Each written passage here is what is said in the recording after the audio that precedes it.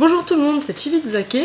Alors j'ai acheté les livres de coloriage de Lilifou, et comme plein de gens m'ont demandé comment je faisais pour colorier, et comme j'ai eu son autorisation, je vous fais un tuto sur une coloration d'un dessin de son livre. J'utilise des Copic marqueurs, mais vous pouvez utiliser évidemment d'autres feutres à alcool. Je vais essayer de réutiliser les mêmes couleurs que pour la version Chibi, sachant que je ne les avais pas notées et que donc je vais devoir le faire de tête. Au passage, le papier est de très bonne qualité, mes Copic n'ont pas bavé, ils ont à peine transpercé, bon je vous conseille quand même de mettre une protection derrière le dessin au cas où. Personnellement j'utilise une feuille layout parce qu'elle a un revêtement empêchant l'encre de transpercer et que du coup c'est plus fin, c'est juste une feuille, et donc beaucoup plus agréable que du carton pour moi. Alors je commence souvent mes dessins par la peau. C'est juste une habitude, hein, vous pouvez évidemment faire autrement. Parfois je commence juste par la couleur la plus claire de tout le dessin, comme ça je sais que si je dépasse sur une autre partie du dessin, c'est pas grave, je vais repasser dessus avec une couleur plus foncée. Ici je donne à Spring une peau un peu foncée, alors je me réfère toujours à ma feuille de référence, hein, voilà. Et je choisis d'utiliser les couleurs E13, E15 et E37. Alors pour la peau, je commence toujours par une couche de ma couleur la plus claire, donc ici E13, et si elle n'est pas totalement uniforme, c'est pas grave parce que je repasse dessus plus tard. Ensuite je mets une pointe de ma couleur la plus sombre, donc la E37, juste en dessous des yeux, et je blende avec ma couleur intermédiaire, ici E15, et je reblende avec ma couleur la plus claire, c'est ce qui me sert à faire le blush. Pour les ombres, je les fais d'abord avec ma couleur la plus claire, c'est ce qui va me servir de guide. Ensuite, je mets ma couleur intermédiaire que je blende avec la plus claire. Et je finis avec ma couleur la plus sombre que je blende avec l'intermédiaire. Et parfois, je repasse un peu avec la couleur la plus claire. Pour les lèvres, j'utilise la couleur la plus sombre comme base et ma couleur intermédiaire comme reflet. Voilà, c'est comme ça que je fais mes peaux sombres, parce que c'est un peu différent pour les peaux claires. Je vous ferai peut-être un tutoriel pour ça plus tard. Comme je dessine très lentement et que les Copic sèchent très vite, je fais petite partie par petite partie. Et je vous conseille de peut-être faire comme ça, sinon vous risquez d'avoir des marques un peu partout. Alors comme je suis un petit peu nulle et que je n'avais pas vérifié qu'il restait de l'encre dans mon E13, évidemment il n'y en a eu plus quand je suis arrivée au milieu de mon bras. J'ai insisté mais non, il n'y en a plus. Du coup, j'ai décidé de tout repasser avec le E23, qui est ma couleur la plus proche. Et du coup, j'ai dû refaire un peu les ombres. Mais normalement, si vous faites pas comme moi, vous n'avez pas à faire ça. Du coup, je suis un peu désolée parce que le bras n'est pas aussi lisse que ce que j'aurais aimé, vu que ma base avec le E13 n'était pas lisse. Donc même en repassant avec mon E23, je n'ai pas réussi à le corriger comme je le voulais. Mais bon, tant pis.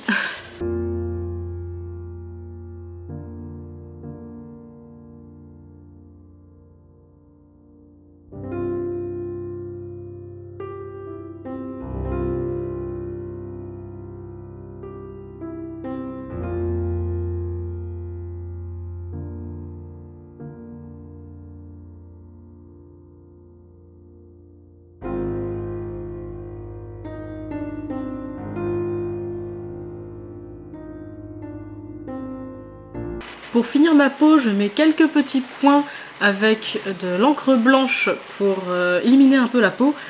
Et pour les ongles, comme c'est une peau foncée et que les ongles reflètent un peu la lumière, je mets un peu de pastel blanc par-dessus.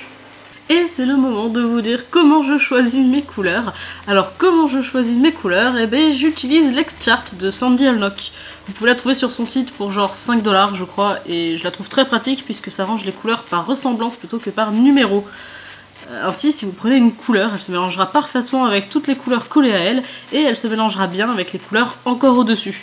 Bon alors évidemment, ce ne sont pas les seuls mélanges possibles, mais ça en fait déjà pas mal et ça vous aide vachement. En tout cas, moi ça m'aide vachement. Alors pour les yeux, j'ai pris les couleurs Y00 comme base de mélange, Y15 pour la couleur claire, Y13 pour la couleur intermédiaire et Y17 pour la plus sombre. Avant de faire quoi que ce soit avec le jaune des yeux, je mets du N1 que je blende avec le blender pour faire l'ombre des yeux. Pour lui donner un côté un peu plus chaud, je mets du E50 par-dessus. Donc pour la pupille jaune, je commence par la couleur la plus claire, donc le Y00, puis je fais un dégradé du haut vers le bas avec les trois autres couleurs, la plus sombre Y17 en haut, puis Y13 pour l'intermédiaire, et enfin Y15 en bas. Pour l'iris, j'utilise les couleurs V04 pour la couleur la plus claire, V06 pour l'intermédiaire, V09 pour la sombre, Et je colorie exactement comme la pupille. D'abord la plus claire pour une base, puis je fais un dégradé avec la plus sombre en haut, puis l'intermédiaire, et j'uniformise avec la plus claire. Pour augmenter un peu le contraste de l'ombre des yeux, j'ajoute du E53 que je blende avec le E50. Et pour finir l'œil, je mets quelques reflets blancs. Pour les cheveux, j'utilise les couleurs R22 pour les reflets, R08 pour la base et R29 pour les ombres. Je commence par poser mes reflets, il ne faut pas hésiter à en mettre plus que prévu et faire des zones plus grandes puisque de toute façon les autres couleurs sont plus sombres donc on pourra toujours réduire plus tard. Ensuite je prends ma couleur de base, le R08, et je colorie la zone en faisant de petits mouvements pour donner un effet de mèche. Enfin je prends ma couleur d'ombre, le R29, sachant que pour les zones d'ombre on peut quand même laisser des reflets en utilisant la couleur de base comme couleur de reflet.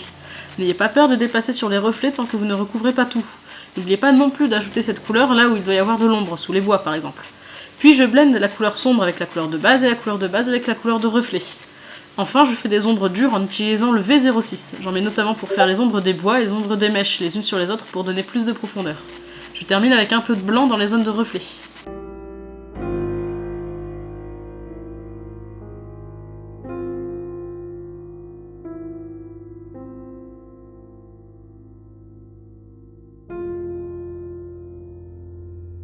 Pour les bois, j'utilise la couleur E27 en base, E29 en ombre et E79 pour la texture. Je fais attention à choisir des marrons assez différents de la couleur peau pour ne pas avoir un rendu ennuyant. Si tout est de la même couleur, ça devient fade en fait. Vous commencez à comprendre, je mets d'abord la couleur la plus claire, ici le E27, puis je mets de l'ombre avec le E29. J'utilise le E79 pour faire des petits traits qui donneront une texture de bois. Et j'en mets partout, dans là où il y a de l'ombre et là où il n'y a pas d'ombre.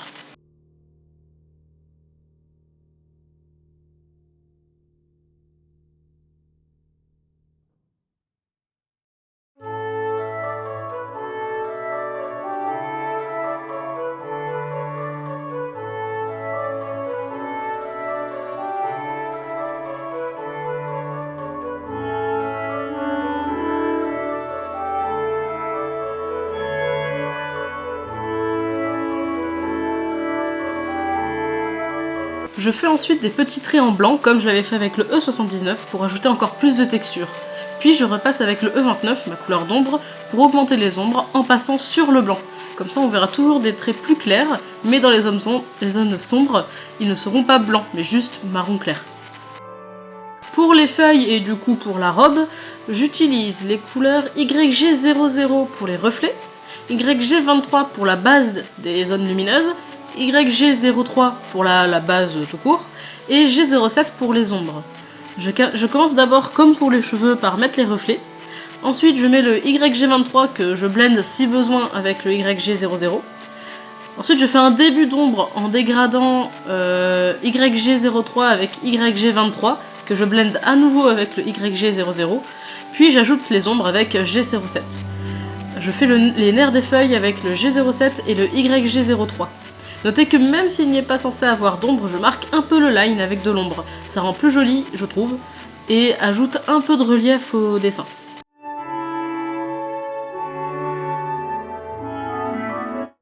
Pour les fleurs, j'ai pas de technique particulière, je fais juste des dégradés de la couleur la plus sombre à la plus claire que j'ai choisie. C'est plus facile dans ce sens-là pour faire des dégradés. Pour le jaune des fleurs, je mets la couleur la plus claire qui est Y00, puis j'ombre et donne de la texture en faisant des points avec le YR31, YR61 et YR23. Pour la dernière couleur, je ne la mets que dans les zones d'ombre. Pour les fleurs roses, j'utilise RV10 en plus clair, RV04 en intermédiaire et RV06 en sombre. Pour les fleurs violettes, j'utilise RV04 en clair, RV06 en intermédiaire et V06 en sombre. Et pour la fleur rouge, j'utilise R05 en clair et R17 en sombre. Et je fais le bout des pétales en noir. Je repasse 2 fois le R17 pour renforcer les ombres. Alors, pour les fleurs bijoux, j'utilise le B00 en base et le B12 en ombre. Pour les papillons bleus, j'utilise le B00 en clair, le B12 en intermédiaire, le B24 en sombre. Pour les papillons roses, j'utilise le RV02 en clair, le RV13 en intermédiaire et le RV04 en sombre, oui. Pour les papillons jaunes, j'utilise le Y13 en clair, le Y06 en intermédiaire et le Y17 en sombre. Et comme les papillons rouges sont uniquement dans le fond, je n'utilise que du R17 sans faire de détails. Pour les papillons, je mets d'abord la couleur la plus claire, puis je fais un dégradé dans les zones d'ombre de la couleur la plus sombre à la plus claire. Pour les papillons qui sont cachés par d'autres papillons, je ne mets soit que la couleur sombre, soit je fais un dégradé entre la couleur intermédiaire et la couleur sombre. Je ne fais pas de détails pour les papillons qui sont le plus au fond.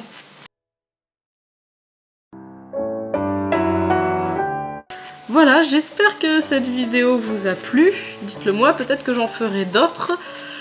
Alors oui, j'ai oublié de colorier quelques papillons et une mèche de cheveux. Je suis désolée, mais c'est un peu tard maintenant. Bref, j'espère que ça vous aura plu. Au revoir.